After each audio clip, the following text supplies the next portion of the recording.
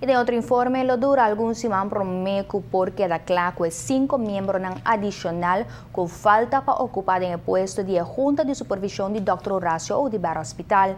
Recentemente, o sindicato criticou que o processo está indo muito lento, pero a diretiva nova a subrayar que não está fácil para a gente nem para canalizar o processo oficial para instalar na Junta de Supervisão.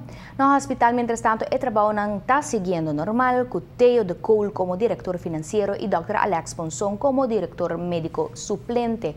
Visando esse serviço está igual e todo empregado está trabalhando sem nenhum problema. Assim, no que acaba de regla e membro da novo da Junta de Supervisão, lo vai over na reclutar diretor médico e diretor general para o hospital.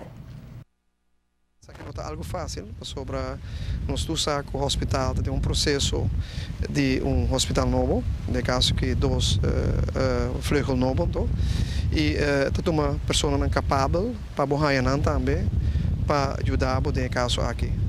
E pensei nosso amigo senhor Trump toma toch wel nossa bisa nós também toma esse man que com outro man para sentar que pessoa não e conversar com não e para se não está acordo com a ponência que nós bem com ele na mesa, pois nós também como bestuursleden nós temos ponência não que nós quer e quem tem pessoa não que nós quer também para sentar em raad van toezicht para assim aqui nós temos board multifuncional. Esse pensei mas bisa segundo amigo senhor Edwin Trump met de keren também toma 12 man seguro sino 13 man.